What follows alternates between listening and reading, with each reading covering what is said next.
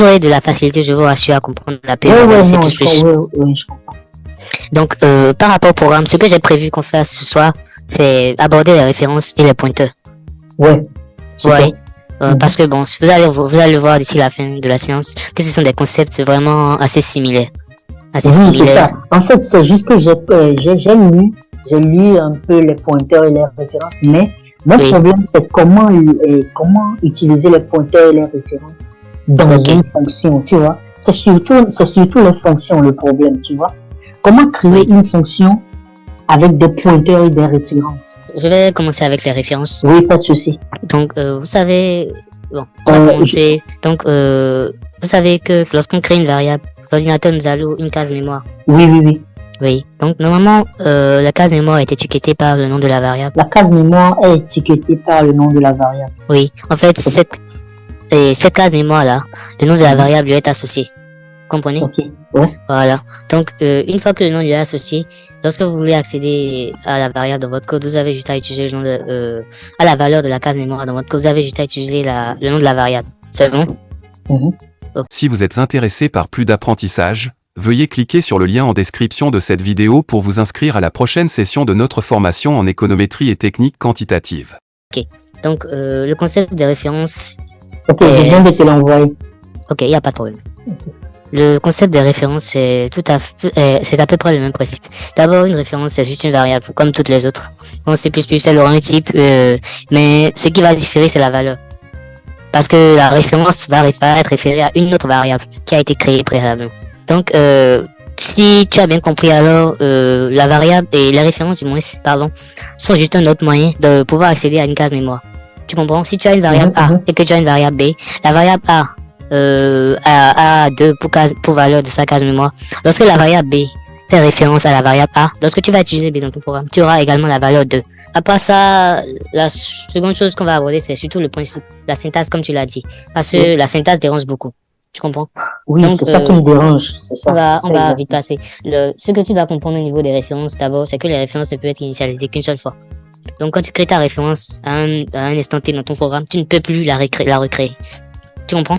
Oui, c'est-à-dire on peut pas changer sa valeur. Voilà. Donc, si la variable B... C'est comme les pointeurs aussi. Non. Non, ce n'est pas tout à fait ça. Okay. Parlons des références d'abord. Les pointeurs, tu comprendras tout à l'heure. Okay. C'est bon? Donc, la variable... la référence, si la variable B fait référence à la variable A, une fois que tu l'as fait, cette variable B ne peut plus faire référence à une variable C. C'est bon? Oui. Si tu attribues la valeur de la variable C à la variable B, tout ce que tu feras, c'est changer le contenu de la variable à qui elle fait référence. Donc, en d'autres termes, la variable A. C'est bon? Et tu peux répéter cette partie-là? Si tu as une variable B, c'est bon? Qui fait référence à une variable A, c'est bon?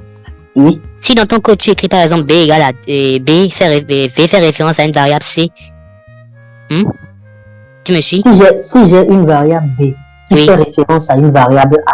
Oui. Ça. Okay. Oui. Si par exemple, dans ton programme, tu fais par exemple un B égale à C dans le but que B fasse référence à la variable C, cela ne marchera pas. Parce que tout ce que tu feras, c'est changer la valeur de la variable A à qui B fait référence. Oui. Tu comprends? Oui. Ok. Donc, je pense que c'est tout. C'est tout. En gros, tu peux retenir qu'une variable de référence ne peut faire référence, une référence du moins, ne peut faire référence qu'une seule variable dans tout le long de ton programme. Jusqu'à la fin du programme, les variables sont toutes supprimées et sorties de la mémoire. C'est bon? Ok. Bien, on va passer rapidement à la déclaration des références. Donc, pour déclarer une référence, tout ce que tu as fait, bon, d'abord, quand on veut déclarer une variable en C++, c'est le type, le nom et la valeur. C'est bon? Ouais. C'est bon. Bon, en C++, contrairement au Python, tu vas remarquer que là, tu peux aussi utiliser les parenthèses pour associer une valeur à une variable. C'est bon? Oui, en C++, ouais. Voilà, exactement. Donc, c'est les seules particularités. Ok, première chose, tu utilises... Visual Studio. Visual Studio, n'est-ce pas? Oui. Ok. Donc, ça va aller vite. On va pas trop se gêner. D'abord, j'ai déclaré une variable au tout début. C'est bon? Oui. Donc, là-bas, maintenant, au niveau de la deuxième ligne. Ici, j'ai une question d'abord à te poser.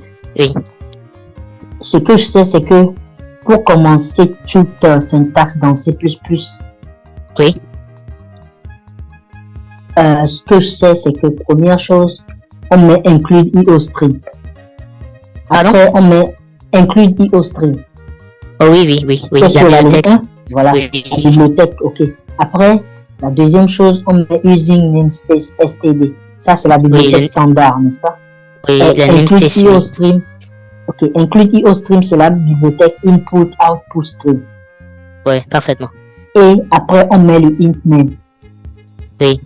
Ok, maintenant, ici, je vois que tu as mis include string. Oui, C'est- en fait, je peux parler? Oui. En fait, Je voulais demander, en fait, c'est quoi la raison pour laquelle tu as mis include. En fait, tu sais qu'il y a plusieurs types en C++. Il y a les chars, il y a les int, tout ça là. En fait, Ouais. les strings c'est un autre type, Les caractères. les chaînes de caractères, tout à fait. Donc en fait, C'est des chaînes de caractères ou des caractères, du coup, des chaînes de caractères. le caractère simple c'est le char, Ok, tu vois. Le string c'est plus des chaînes de caractères, Chaînes de plusieurs caractères. caractères. Tu comprends? ok, oui, Ça peut être un caractère, ça peut en être plusieurs. ok. C'est bon. Donc, en fait, le string n'est pas pris en charge directement par le programme. Donc, il faut inclure la bibliothèque pour pouvoir bénéficier de pour pouvoir les utiliser dans le code. En gros, Ok. c'est bon? Oui. Ok, donc on continue. Et ton Visual Studio, là, ça marche avec Internet ou... Non, du tout pas. C'est hors ligne. Tu utilises peux le Internet. faire. Ouais, tu peux le faire hors ligne avec ton Visual Studio. Oui, tout à fait. Ok. Tout ce que en bonus, hein, tout ce que tu as à faire lorsque tu veux coder les langages que tu veux, par exemple, dans C++, il faudra installer les extensions au niveau de cet onglet-là. Donc, tu vas voir les extensions que j'ai eu à installer déjà. Attends. C'est parce que moi, je suis directement en ligne, quoi. Avec... Ah, ok. C'est pour ça que je demandais. Non, tu n'en as pas besoin. J'ai pas besoin. Ok. Sauf certains cas. Ok. Donc, au niveau de la ligne 7, c'est à ce niveau-là que j'ai déclaré une variable bref qui va faire référence à username. Si tu vois bien. Au niveau de la ligne 7. 7, oui. Ok. Ok. Donc là, tu vas remarquer la syntaxe particulière pour créer une référence. Tu mets le type ici c'est string. Tu comprends? Maintenant, il y a le et commercial. Ou l'espérer si tu veux. Le et commercial, c'est lui qui fait la différence dans la déclaration des références par rapport à la variable username sim que j'ai créée en haut. Tu vas voir qu'il y a le et commercial. Mhm. Tu vois? Et après, je mets le nom de la variable. Ensuite, maintenant, la valeur. Donc, je dis que la ligne là veut dire que ref fait référence à username. Ref fait référence à username. Username, c'est le nom de la variable. Oui, que j'ai créé. Donc, ok, tu aurais pu écrire string et ref égale username, c'est ça? Parfaitement. Ok. String et ref username. Ok, tu as déclaré la variable. La ligne 8, c'est la déclaration de la variable. Oui. C'est ça? Ok. Oui. La ligne 7, la ligne 6 plutôt, désolé, la ligne 6, Oui. c'est la déclaration de la variable. La ligne 7, c'est l'initialisation de la variable. Est-ce que c'est bien ça? Oui. La ligne 7 initialise la variable bref. Ok, bon. tu initialises la variable ref. Oui. Ok. Parce que la variable username, je ne lui ai pas encore donné de valeur. Voilà. Je l'ai juste déclaré, quoi. Ok. C'est beau. Je suis. C'est bon? On peut continuer. Donc, bon, au niveau de la ligne 8, j'ai juste affiché Hello World à l'écran. C'est bon? Ok, oui. Ligne 9, même chose, j'ai dit please enter your name pour signifier à l'utilisateur que je vais récupérer son nom. Donc, au niveau de la ligne 10, pareil, les lignes 10, signe, chevron, username. Là, maintenant, c'est au niveau de cette ligne-là que je récupère le nom. Ouais, Autrement je dit. comprends. Ça correspond en Python au input. Oui, je comprends. Ok. Donc, maintenant, ligne 12, maintenant. Là, maintenant, tu vas m'excuser. Oui, c'est bon. Non, c'est bon. Oui, au niveau de la ligne 12, maintenant, je vais afficher le nom de la variable bref. You are La valeur de la variable bref, excuse-moi. ref. Oui. Donc, le nom de la variable devient ref, quoi. Non. En fait, ref fait référence à la variable username. Donc, si tu veux accéder à la valeur, par exemple, au nom que l'utilisateur a entré, tu peux mettre ici, soit username, c'est bon, au niveau de la ligne 12. Après you are, tu peux mettre username, tu peux mettre ref. L'un ou l'autre. C'est ça. Mais si c'est qu'il y avait beaucoup de variables qu'on a référées. Oui, Donc, on va utiliser le nom même, username, par exemple. Non, si tu as référé 10 variables par exemple, tu prends l'une d'entre elles, tu auras toujours la même valeur.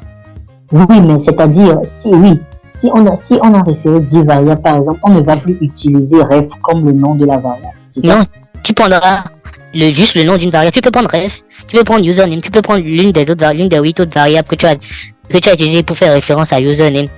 Ce sera la même chose, quoi.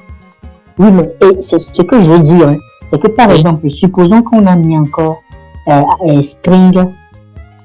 Tu as effacé quelque chose. Oh, excuse-moi. Oui, c'est bon. Non, c'est correct. Supposons qu'on a mis entre la ligne 7 et la ligne 8, on met string et ref x, par exemple. Ok. Donc là maintenant, si tu as bien suivi ce que je t'ai dit, ça n'aura aucun effet. Déjà, tu auras une erreur dans ton code parce qu'on a déjà déclaré une variable ref qui fait référence à username. Si tu refais string et ref, x par exemple, c'est que tu veux faire, tu redéclares d'abord ref, ce qui est une erreur, puisqu'une variable ne peut être déclarée qu'une fois. Ok, donc ref ici, ce n'est pas... ref ici, c'est juste un nom que tu as donné à la référence, c'est ça? Oui, donc c'est ça. On aurait pu, à la place de ref, mettre x. X, oui, ce n'est pas un mot-clé en fait. Si tu regardes, aussi, bon, il faut faire, quand tu vas t'habituer à Visual Studio ou à tout autre éditeur, tu vas remarquer, il faut utiliser la coloration syntaxique. Par exemple, ici, si tu vois bien, string en vert, ça peut signifier que c'est un type. Tu comprends? Oui. Les noms de variables sont bleus généralement. Si tu n'as pas fait de configuration personnelle, les noms des variables sont bleus. Donc si tu vois bien, mon ref ici est en bleu, donc c'est juste un nom de variable, c'est un identificateur, quoi. Tu comprends? Donc c'est tout. Oui, je comprends. Ce n'est pas que ref est un mot-clé, c'est juste un nom. Bon, pour te faciliter la tâche, alors je vais changer le nom pour que tu puisses te retrouver. C'est bon? Oui. Ok, je vais mettre quoi? Je vais juste mettre par alors. Tout simplement. Tu vois? Donc c'est juste ça. C'est bon? Bien. Donc on va exécuter le code et tu vas voir le résultat. C'est bon? Bien. On y va. Bien. Donc là maintenant, je suis au niveau du terminal, c'est bon? Oui. Donc je vais entrer un nom. Par exemple, Jean. Tu vois? Donc j'obtiens à la fin de mon code you are Jean. Oui. Tu vois? Donc le code a bien fonctionné. La variable var fait bien référence à username. Ok. Et la dernière ligne de la sortie, c'est quoi? Après you are Jean. Non, en fait ça c'est le terminal. Okay. C'est le terminal. Tu vois, en fait, bon, je suis sous Linux, quoi. Tu utilises Linux? Okay. Non, moi, je suis sur Windows. Je ne te conseille pas trop Windows pour coder. Hein. Ah oui? Oui, ce n'est pas vraiment le meilleur langage pour coder. Si tu veux coder, je te conseillerais plus Linux. Mais Linux, Windows, c'est une dérivée de Linux, en fait, n'est-ce pas? Non. Bon, ça, si on a du temps et qu'on finit vite, je vais te faire un peu le briefing sur l'histoire de Windows Linux. Ok. Bon. Pour pouvoir se détendre un peu. Okay. Mais ce n'est pas tout à fait ça. Ce n'est pas ça. Okay. Donc, oublie la dernière ligne. Il faut juste être là avec moi, lieu argent. Donc, si tu vois bien, notre variable a bien... Oui, en fait, la raison pour laquelle je pose cette question, c'est parce que souvent, les références, on parle d'adresse de référence et d'adresse de pointeur. C'est la raison pour laquelle je pose cette question. Tu confonds. Okay. Tu vas voir. Les références, il faut retenir qu'il n'y a pas d'adresse là. Okay. À la fin, comme je te l'avais dit tout à l'heure, tu vas comprendre. C'est bon? Sois juste avec moi et on y va. C'est bon? Ok. Donc tu vas remarquer que notre variable va bien faire référence à username. C'est bon? Oui. C'est bon, donc il n'y a pas de problème. Le code a bien fonctionné. Tu es d'accord? Oui, je suis d'accord. Donc le but de ce code-là, c'était de te montrer qu'à la place username, qui a reçu le nom qui a récupéré l'entrée de l'utilisateur, c'est-à-dire son nom, on a utilisé var qui lui fait référence. Donc c'était pour mettre en évidence le premier rôle de référence, comme on l'a dit, c'est pouvoir accéder à une variable qui a une valeur sans utiliser son nom de départ. C'est bon? Pour pouvoir accéder à une variable sans utiliser son nom de départ. Oui. Ok. Parce que au départ, notre variable c'était username. Oui. Mais grâce à la 7e ligne qui nous a permis à var de faire référence à username. Au lieu d'utiliser username, on a utilisé var. Oui. En gros, c'est ça. Tu aurais pu mettre you are chevron username, tu allais avoir le même résultat. C'est bon? You are chevron, ok, oui. Donc, tu vas remarquer que par exemple, dans certains codes, ici par exemple, tu vois username, c'est un peu long. La référence var est plus courte. La référence var, c'est juste 3 lettres. Donc, ça te facilite la tâche. Donc, c'est un petit exemple d'utilisation que tu peux en faire. Les références, tu pourras aussi les utiliser pour les fonctions, comme on le fera tout à l'heure. C'est bon? Oui. Donc, tu es avec moi, tu as bien compris? Ouais, j'ai compris. Ça va, Ok. j'ai compris un peu. Donc, si tu J'ai as... compris, oui. Très très bien, mais bon, ça peut aller. Ok, si ce n'est pas très bien, ça veut dire qu'il y a un souci. Tu peux me le dire, il n'y a pas de problème. Non, ce que je veux dire par là, c'est que Oui. je suis en train de projeter, je suis en train de me projeter sur les fonctions. C'est pour ça que je dis, Ok. j'ai compris un peu, mais sinon j'ai compris ce que tu as. Ok. Donc, maintenant, à ton tour, maintenant, tu vas partager ton écran. Parce que, en fait, pour les exercices qu'on fera, je préférerais que ce soit toi qui écrive. Parce que ça va t'aider. Ça va t'aider. Ouais. Je Moi, comprends. personnellement, quand je fais les cours, je préfère pratiquer. Parce que la théorie, on apprend plus qu'on pratique. C'est bon? Oui, je suis d'accord avec toi. Donc, je vais t'inviter à partager ton écran et je vais te donner un petit exercice qu'on fera ensemble, ne t'inquiète pas. Ok. C'est bon? Je vais juste Donc, ouvrir mon Visual Studio. en fait, on n'utilise pas les mêmes éditeurs. Celui que tu as là, en fait, c'est... comment je vais te le dire?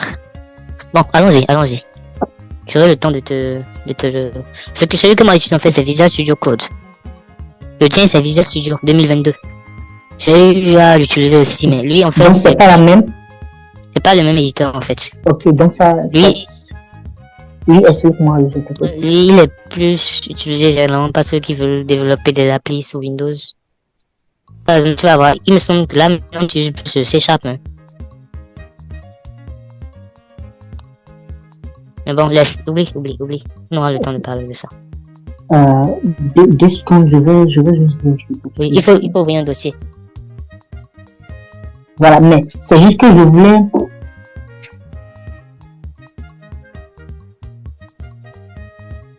Ok, 2 secondes, je vais juste taper. Ok, je vais vérifier quelque chose. Je voulais le faire directement avec toi, quoi. Oui, on peut le faire. Tu ouvres ton éditeur, c'est bon? Ouais. Et tu Je partages- vais repartager l'écran tout à l'heure. Oui. Une fois que tu auras ouvert ton éditeur, que tu auras créé ton fichier, tout et tout, et que tu seras prêt à saisir, tu partages l'écran et puis on le fait ensemble. Ok. Là, présentement, en fait, pour ouvrir un projet ici, là, j'avais créé un projet.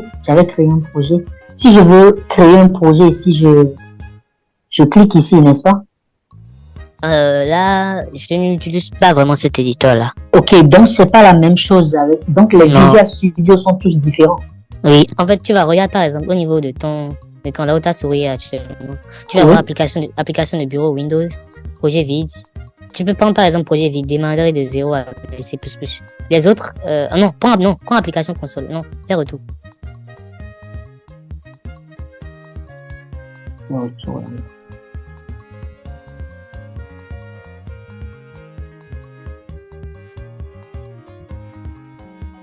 Fais retour, c'est juste en bas là.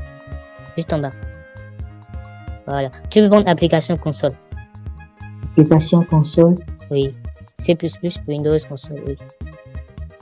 Voilà. Ok, créer. Oui.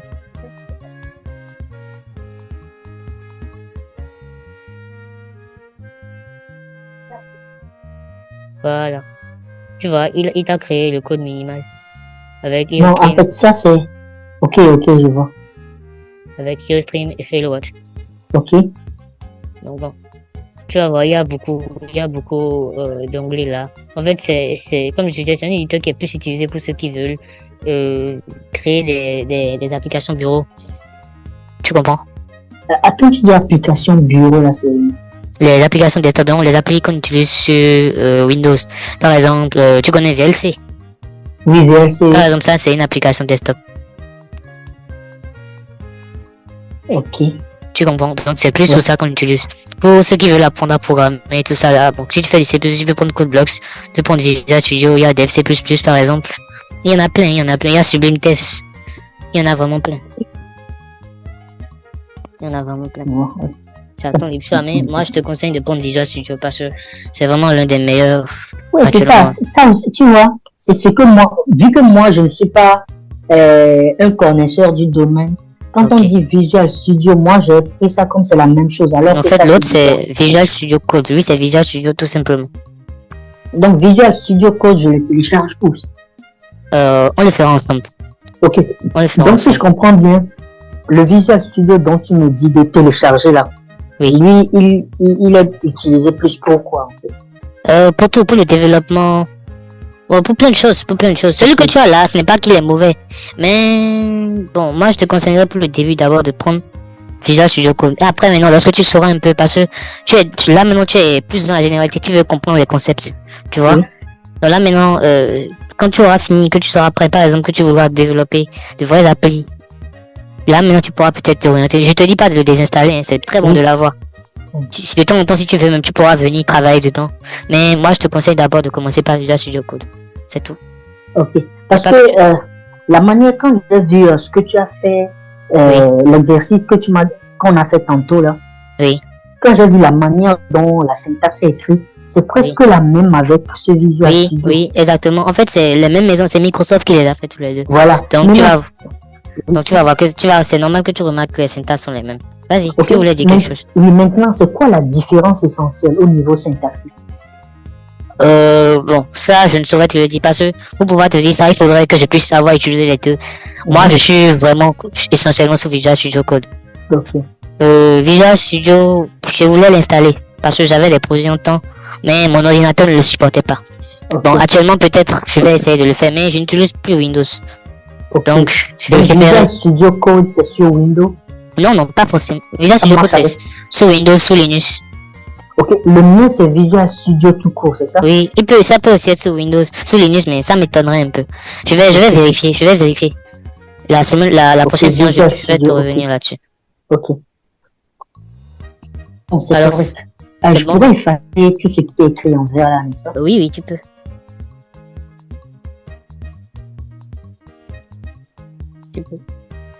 Ou au pire, je peux le laisser parce qu'il y a des qui sont écrits ici. Donc oui, il faut juste commenter au niveau du int main. Voilà, tu vas à la ligne. Maintenant, je vais te donner l'exercice. Oui. Je vais effacer Hello World, c'est ça? Non, tu peux le laisser. Ça ne me dérange pas.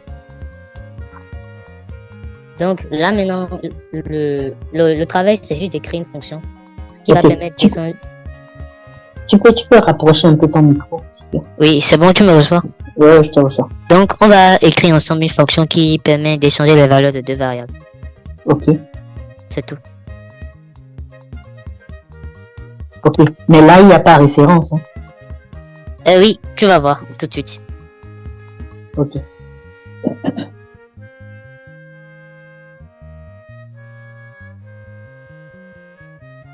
Donc, je te laisse commencer. Ok, pour échanger les valeurs de deux variables.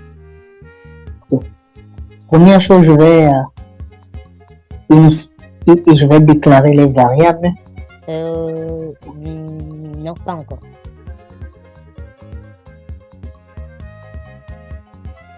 Allô, tu m'entends? Oui, je te dis non, pas encore. Il faut d'abord écrire la fonction. Bon, on va le faire ensemble. Ok, d'abord pour écrire la fonction. Donc, il y a 3 étapes pour écrire la fonction. Il faut d'abord écrire le prototype, après on écrit le main et après on écrit la fonction proprement dite. Oui, en fait, le prototype, ce ne sera pas nécessaire dans notre cas ici.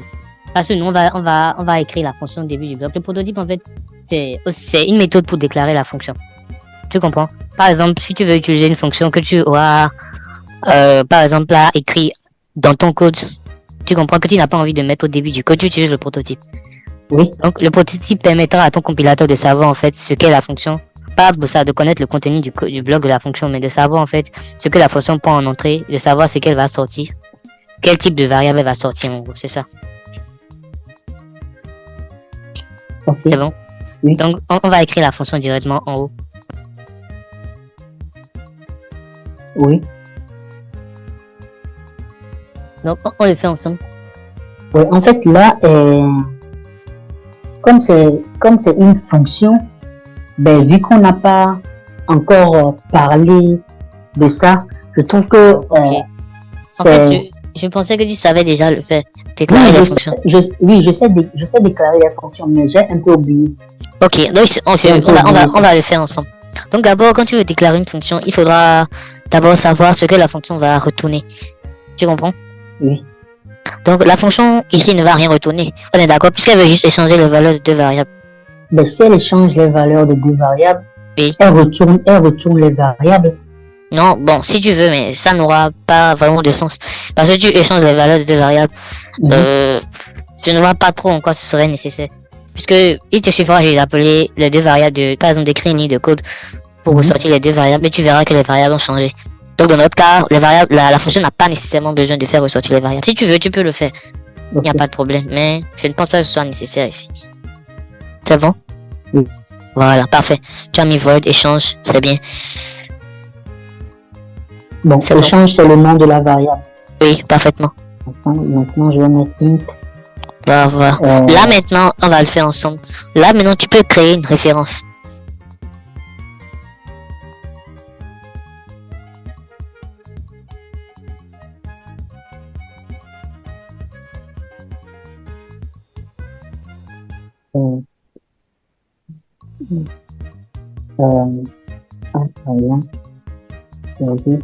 Voilà, parfaitement. B. Parfait. Ok. Donc là maintenant, tu as créé deux références A et B. Tu comprends? Oui. Deux références A et B. Donc lorsque tu vas appeler la fonction échange, tu pourras le faire passer des variables ou des références si tu veux. L'un ou l'autre. Et juste pour dire qu'on aura en entrée deux valeurs qui sont entières. Oui, entier, oui. Oui. Donc maintenant, au lieu de mettre la c'est quelqu'un qui va proposer la fonction. Maintenant, vous pouvez prendre je ne t'entends plus bien. C'est comme si le micro est en train de... tu me reçois maintenant. Oui, je t'entends. Oui, donc tu vas enlever le point virgule, tu vas ouvrir ça comme ça, j'ai le bloc. Tu dis, je vais ouvrir le point virgule, je vais enlever le point virgule. Oui, tu vas revenir, tu ouvres les accolades. Pour qu'on puisse écrire la fonction en même temps. Ok.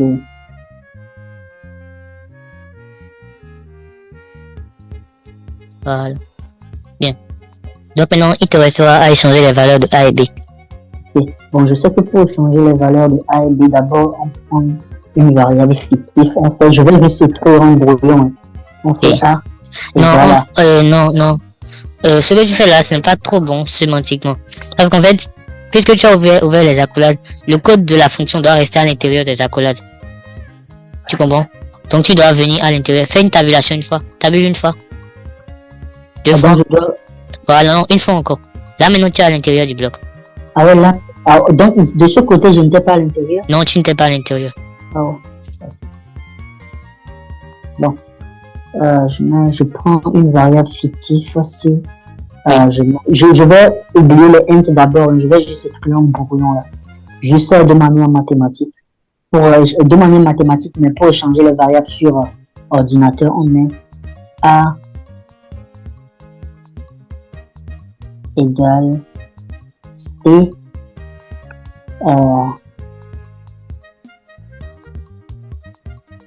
A prend la valeur de C. Après, C prend la valeur de A. C prend la valeur de B. Et après,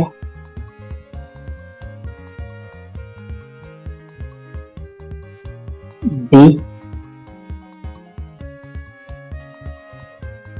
prend la valeur de A. A devient C.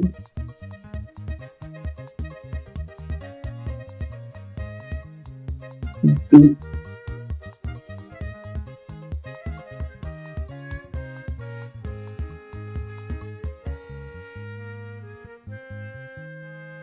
Est-ce que c'est ça? C'est comme ça qu'on intervertit, n'est-ce pas? Non. Ok. Donc j'ai un peu oublié. En fait, non, laisse, on va revoir ça. Quand tu fais A reçoit C, c'est quand tu changes la valeur de A. Oui, donc A prend la valeur de C. Oui, alors non, c'est quand on envoie la valeur de A dans B. Si tu fais A reçoit C, c'est que A devient C. Et si tu fais C reçoit B, c'est que C reçoit B. Maintenant, la dernière, C reçoit B, ce n'est pas encore vrai. Maintenant, la dernière, B reçoit A. En fait, donc B reçoit A, maintenant ça va juste faire B reçoit C parce que tu as changé la valeur de A en haut. Puis que A devient C. Donc B reçoit A en bas, c'est comme si c'est B qui reçoit C encore. Tu comprends? Oui, je vois un peu. En fait, A reçoit C. quand A reçoit C, tu dois le changer. Ça va être plutôt C reçoit A. Parce que C va prendre A, garder A, et maintenant A va recevoir B. Et ensuite B va recevoir C.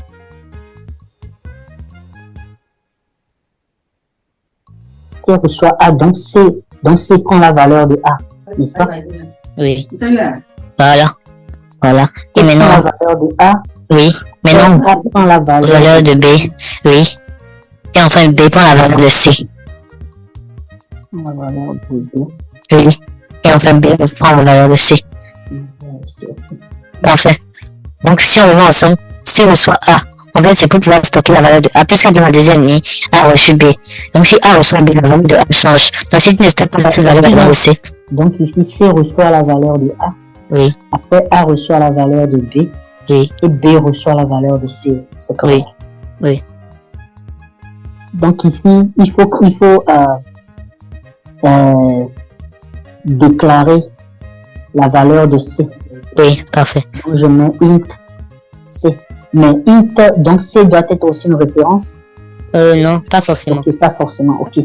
Donc, Mais si tu veux faire une référence, c'est que tu as une variable à laquelle elle va faire référence. Là, maintenant, tu n'as pas déclaré de variable avec de valeurs constantes, donc ça ne sert à rien de créer une référence, en fait. Okay. C'est bon? Oui, donc c'est correct comme ça? Oui.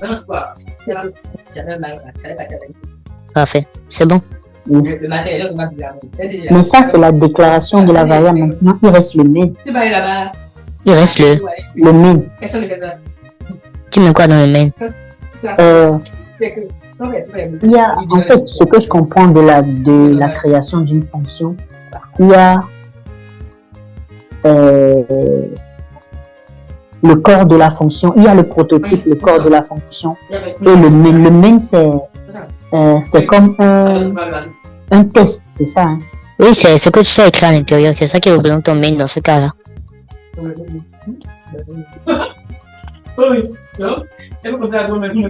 Ok, donc là, présentement, c'est fini comme ça. Oui, on a fini. Okay. Maintenant, oh merde. Maintenant, à la fin, tu dois mettre return 0. Ouais, return 0.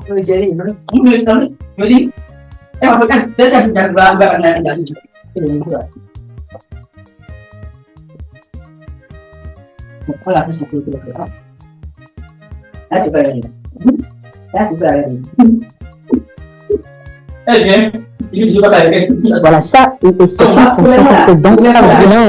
Le return 0, c'est pas dans la fonction, mais c'est dans le bloc main, tu dois le mettre. Donc, c'est en dehors de la fonction. Ce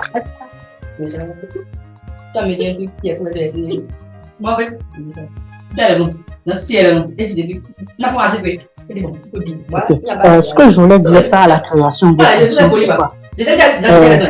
Dans la fonction, il y a le prototype, il y a l'appel de la fonction. Voilà, je parlais de l'appel de la fonction. Il y a la définition de la fonction et l'appel de la fonction. Oui. Voilà, ici, on a écrit juste la définition de la fonction. Oui, on va l'appeler, t'inquiète pas. Ok. On va l'appeler. Donc, pour l'appeler maintenant, tu vas juste avant le return 0. Je vais juste. Et tu montes une ligne en haut. Ligne 17.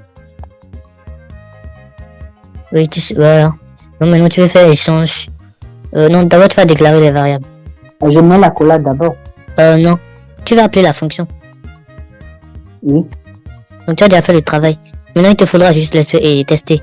Donc, tu crées deux variables fictives et puis tu leur attribues des valeurs. Tu vas les passer à la fonction. Et tu vas vérifier à la fin maintenant si les valeurs ont changé. On les réaffiche à la sortie, c'est tout.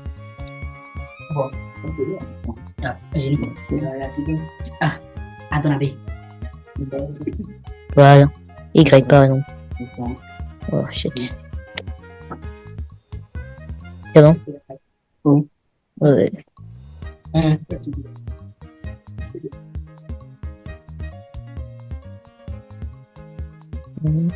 Ah non, tu dois enlever le void.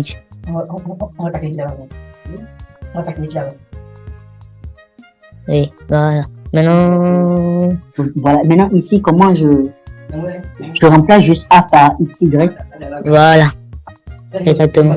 Maintenant, il y a quelque chose qui m'intrigue au niveau de la accolade de ton void. Juste en haut, c'est en rouge. Où ça? La première accolade, juste en bas, ligne 11. Ici. Oui, attends, reste là. Point virgule attendu. C'est ici. Moi, tu es vraiment musique. C'est bien point virgule qui est là. Hein. Donc, retourne dessus. Point virgule attendu, recherché, que le correspondant. Ok, donc c'est ça. Ok, donc, t'inquiète pas. Mets le point virgule. Mets le point virgule. Où ça? À la fin de la première et la 10e minute. C'est bon? Bon. Mais c'est bizarre. Voilà, exactement. Donc en fait, il réclamait le prototype de la fonction. Va à la ligne qui suit. Tu refais encore void échange. Où ça? Ligne 10. Tu vas à la fin. Ligne 10, oui. Oui, tu vas à la ligne. Non, à vous là. Oui, c'est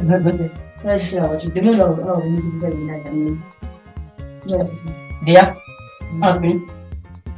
on pense à tout, les bols là, comme ça. Voilà.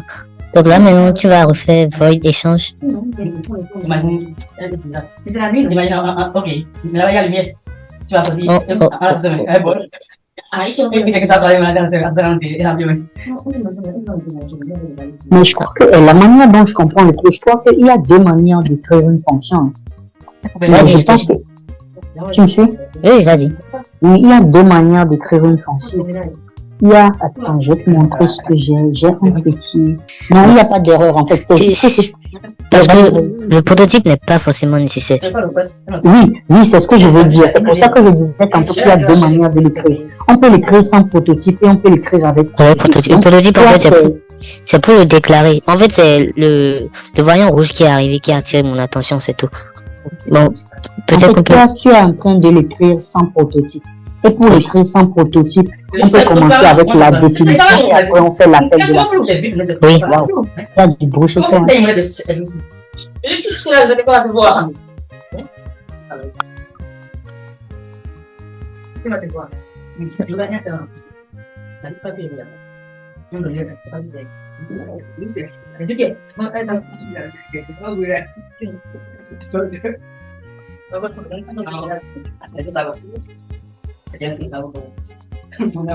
Ah, remonte, s'il te plaît, remonte. Ok, remonte. Ok, j'ai vu l'erreur. Tu as remarqué qu'au niveau de la dernière accolade, il y a un point virgule. La dernière accolade. Ici. Oui, c'était ça l'erreur alors. Ok, donc ça c'est... Déclaration sans prototype. C'est écrit où ça? Parce que je ne vois pas là, c'est écrit déclaration sans prototype. C'est ce que je cherchais quoi. Oh non, bon, je ne l'ai pas vu là, mais bon, c'est un peu l'expérience, on va dire. C'est le point virgule qu'on a oublié qui avait déclenché le voyant en fait. Donc là, en fait, c'est aussi une expérience. Ça c'est la déclaration avec prototype. Hein, quand on met le point virgule ici. En fait, non, je ne tenais pas compte du haut. Par exemple, si tu veux déclarer une fonction sans prototype, tu vois. Dans notre cas, par exemple, on avait déclaré son prototype, mais on avait oublié le point virgule à la fin. Donc c'était ce qui générait notre erreur en fait. Ok, donc on efface. La ligne. Tu peux faire CTRL Z. CTRL Z, oui. Encore. Fais-le, voilà, encore une fois. Voilà, maintenant tu vas mettre point virgule à la fin du bloc. Ici. Oui.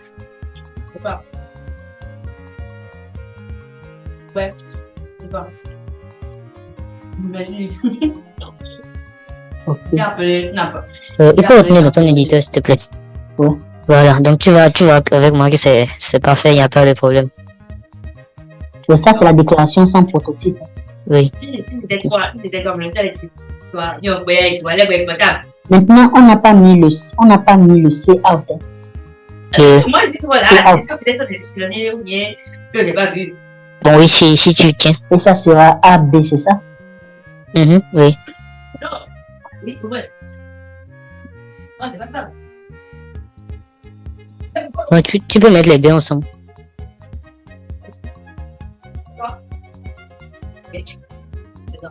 Comme ça? Non. Non, Non, bon, je vais essayer de les mettre en ligne séparée. Vous avez raison.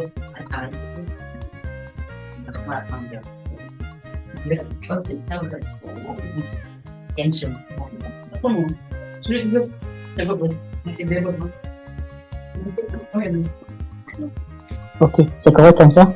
oui, c'est bon. Maintenant, en bas, là, il faut changer. Tu as mis des hints avec. Comme ça? Oui, il faut enlever les hints et les commerciales. Ok. Voilà. Est-ce que tu peux m'expliquer la raison pour laquelle il faut l'enlever? En fait, tu n'as plus à les mettre. En fait, c'est comme si tu redéclarais les variables. Tu as déjà mis int avec 8 en haut, int y avec 9 là-bas. Et si tu remets ça encore dans le bloc ici, c'est comme si tu redéclarais les variables, quoi. Ok. Tu comprends? Alors que la redéclaration enchaînait une erreur. C'est bon? Maintenant, une dernière chose, il faut retourner en haut dans ton bloc. En haut, où c'est?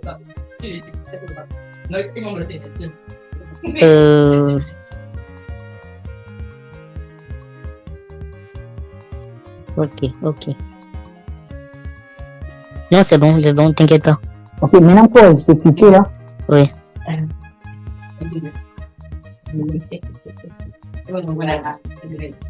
Pour exécuter, Oui, c'est là.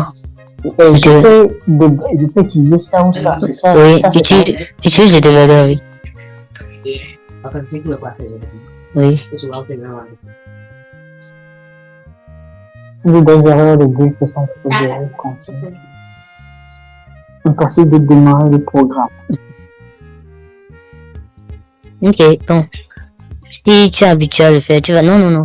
Il faut rester dans les logs. Dans les logs, là où tu vois, la case où tu vois erreur, 3 erreurs là. En fait, ça, c'est les logs de ton programme. Non, Ok. c'était pas ça. Non, attends. Là où il y avait plein de messages. Voilà, exactement. Là, tu vois, en fait, quand tu as des programmes à écrire, tu as des erreurs, les logs te permettent de savoir un peu là où tes erreurs se trouvent. Tu vois. Donc ça te facilite ta tâche pour le débugage, la gestion des erreurs, tout.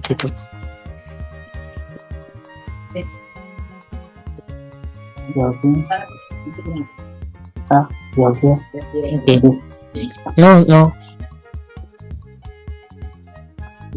Non, si je mets A, B et C dans le bloc là, tu auras des problèmes dans la suite. Pourquoi? Parce que en fait les variables là sont dans le bloc. Ok. Tu comprends? Donc il faut les définir séparément. Hors du bloc, donc hors de la fonction si tu veux. Non, hors de la fonction. De la fonction. Juste après le hello world par exemple. En fait c'est une erreur qui est due. C'est une erreur qui est due à la déclaration des références ici. Tu comprends? Donc on aurait dû, par exemple, déclarer les variables arrivées avant de créer des références. Tu comprends? Ah ouais? Pourquoi? Une référence, si tu te rappelles bien, comme je te l'ai dit, permet d'accéder à la valeur d'une variable. Tu comprends? C'est comme si tu as créé une référence qui n'a pas encore de variable. Tu as dû vérifier comme ça. C'est bon? C'est comme tu crées une référence sur la variable A. Donc, voilà. Donc si je l'ai créé comme ça, je peux à la ligne 11 effacer les int. Non. En fait, les int et commercial A sont pas de variables. Tu comprends? Tu aurais pu mettre C égale à int et commercial A pour dire que C est une référence de A. Et D pour B aussi. Non, on n'a pas encore fini. Ok, c'est correct. C'était pour voir. C'est juste pour voir. Ils ont mis O. Où est la variable O?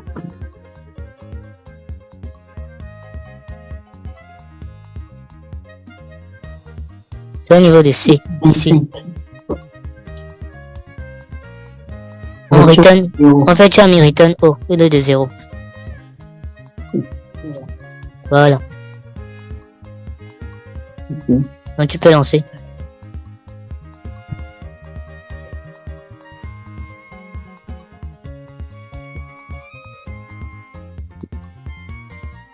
La variable locale.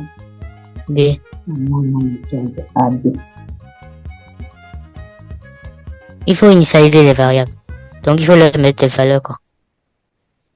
A et B. Oui, juste en haut.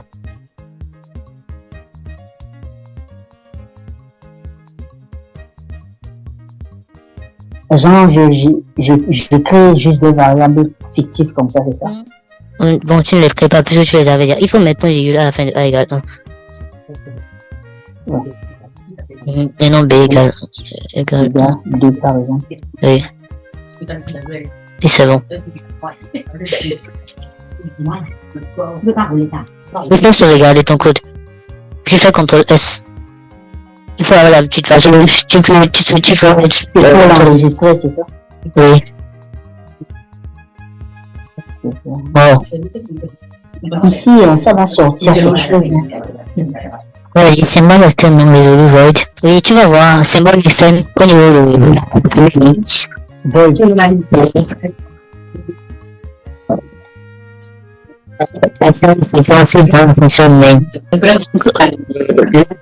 Mais moi, ce que je trouve, hein, c'est que c'est justement si j'ai oublié. Ce que tu voulais. Mais en fait, j'avais essayé ça avec de mon côté. Je n'ai pas eu ce problème-là, donc je ne sais pas trop pourquoi ce que ton éditeur le fait. Ok, donc tu as fait ça de ton côté. Oui, j'ai déjà préparé ça en fait. Bon, je ne sais pas vraiment pourquoi ton éditeur. C'est ça, parce que pour moi, la manière dont je comprends le truc là, parce qu'il y a deux manières de créer une fonction. Donc, cette manière de créer une fonction, moi, j'ai jamais créé une fonction comme ça. Parce que, non, en fait, oui, je te comprends. En fait, c'est une expérience rapide. Tu vas passer, lorsque tu fais le gros truc et que tu imagines, tu dois créer des prototypes à chaque fois, c'est fatigant. Tu comprends? Oui, non, je comprends. Même sans prototype, il faut écrire la fonction et après, il faut faire l'appel de la fonction. Dans l'appel de la fonction, on met toujours le main. Oui. N'est-ce pas? Oui.